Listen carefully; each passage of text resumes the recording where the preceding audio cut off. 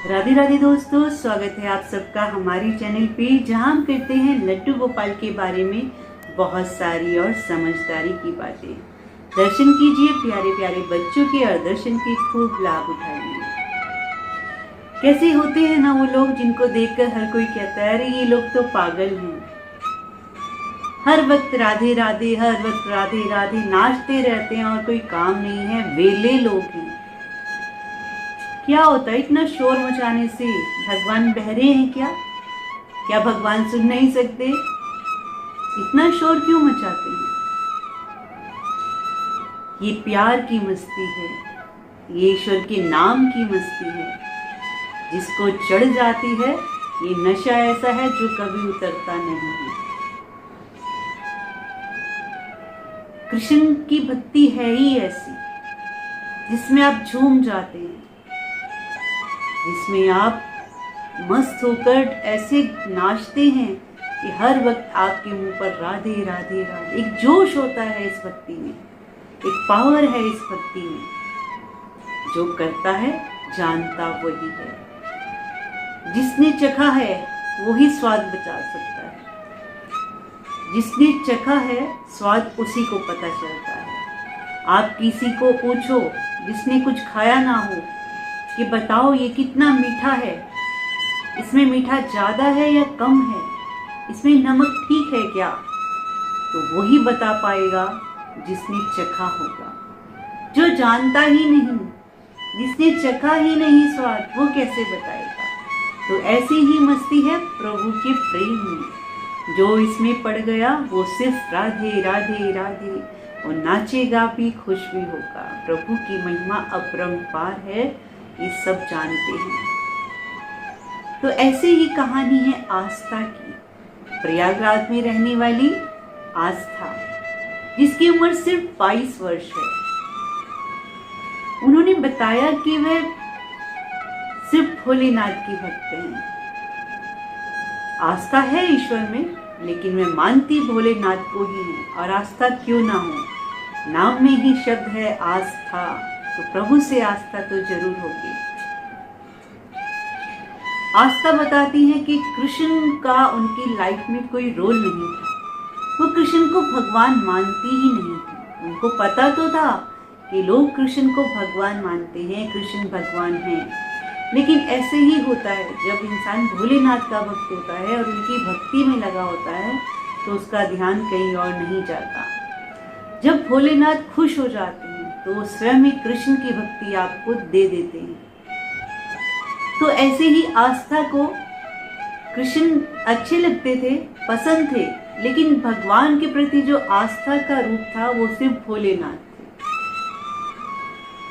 आस्था का कहना है कि उनके पड़ोस में एक आंटी थी जिनके यहाँ लड्डू गोपाल रहते थे। एक दिन उनके यहाँ किसी की डेथ हो गई तो लड्डू गोपाल को कुछ दिनों के लिए इनके यहाँ छोड़ गई। जब लड्डू गोपाल इनके यहाँ आए तो ये लोग बहुत खुश हुए, क्योंकि ईश्वर में आस्था तो थी ही। पूरा परिवार लड्डू गोपाल की सेवा करने लगा।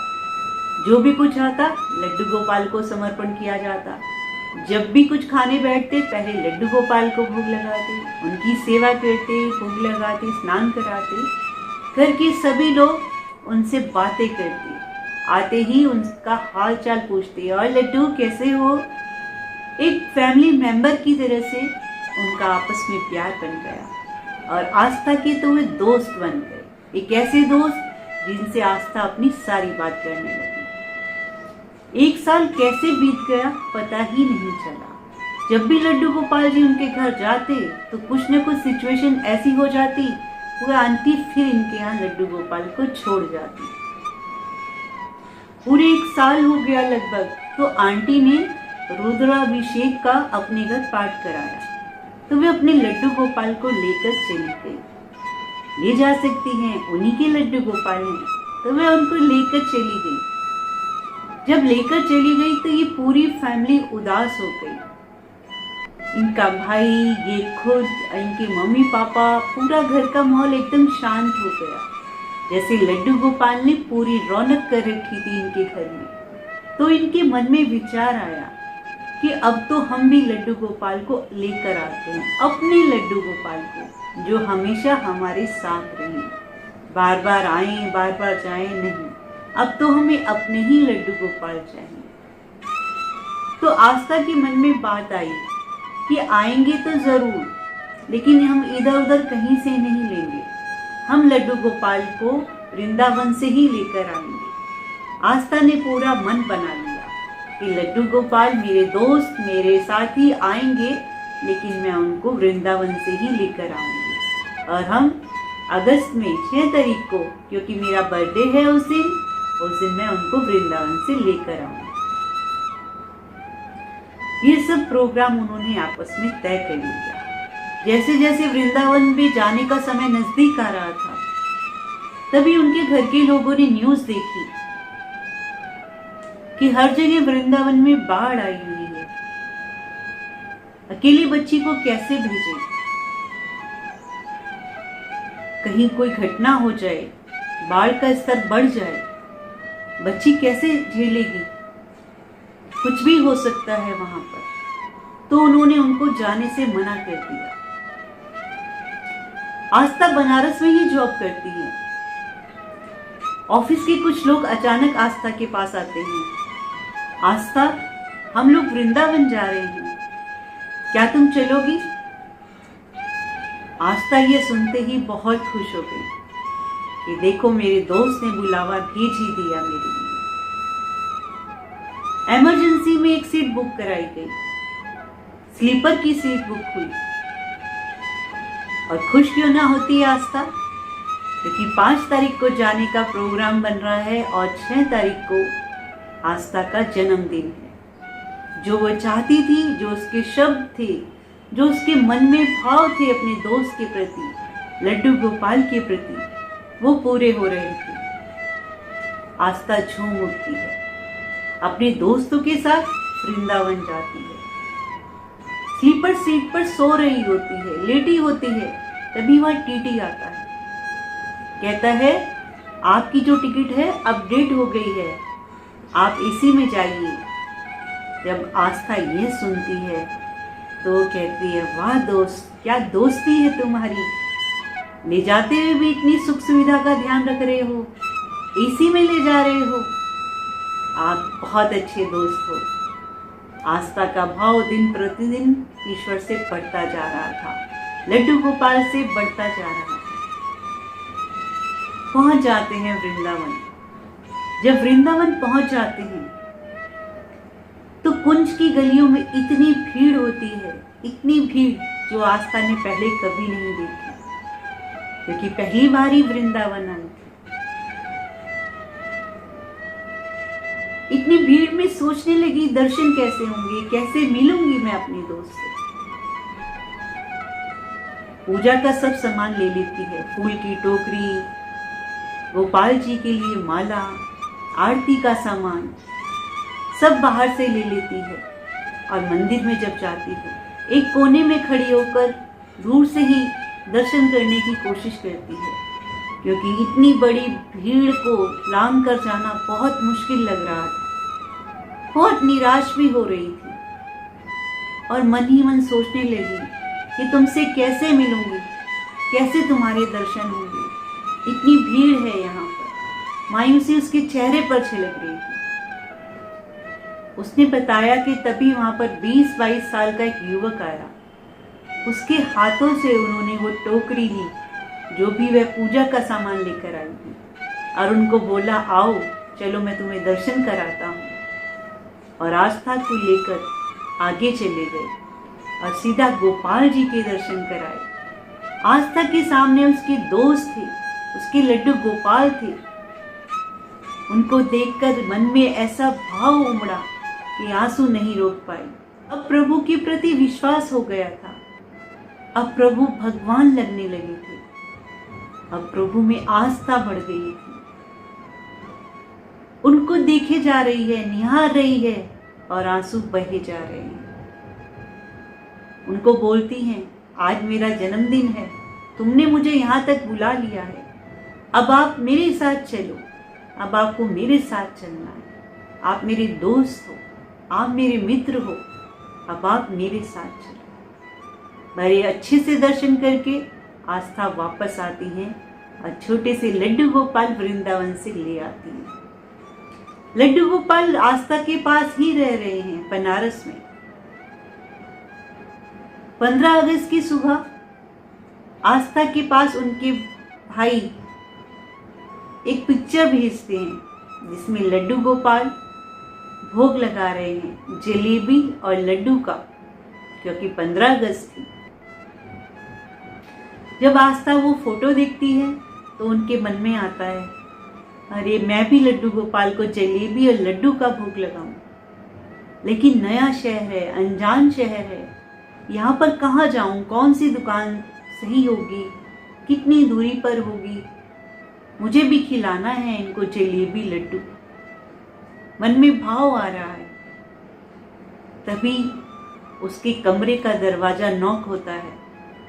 बाहर आंटी खड़ी हैं जो उनकी पीजी को चलाती हैं। उनके हाथ में क्या है? प्रसाद है। आस्था को बोलती हैं, ये लो जलेबी और लड्डू, आज 15 अगस्त है तो मैं तुम्हारे लिए लेकर आई हूं।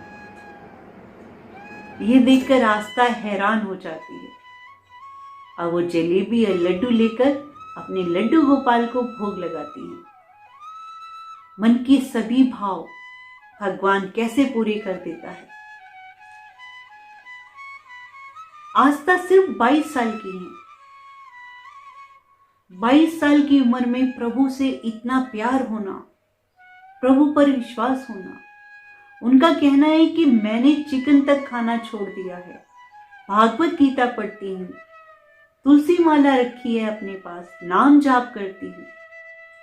अगर हमारे सबके बच्चे इस रास्ते पर चल पड़े तो ये जिंदगी, ये जीवन, ये धरती स्वर्ग हो जाएगी। आजकल बाहर निकलते ही अलग अलग तरह के लोग हैं।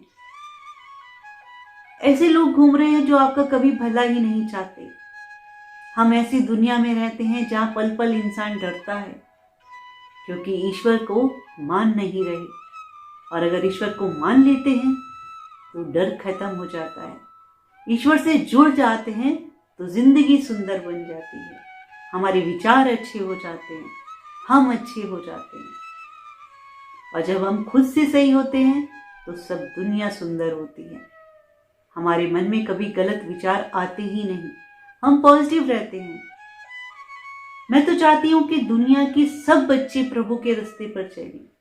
मेरे मन में तो कभी कभी अब ये कल्पना भी आती है कि जैसे हम बच्चों को इंग्लिश मीडियम स्कूल में पढ़ाते हैं, सबका मन रहता है कि बच्चे अच्छी शिक्षा लें, इंग्लिश में बात करें, तो कुछ ऐसा भी क्लास होनी चाहिए जहाँ बच्चे इंसानियत की बात करें, जहाँ बच्चे भगवान के विश्वास की बात करें, जहाँ पर बच्चों के मन में ये आस्था हो कि कोई पावर है, कोई ईश्वर है जो पूरे ब्रह्मांड को चला रहा है।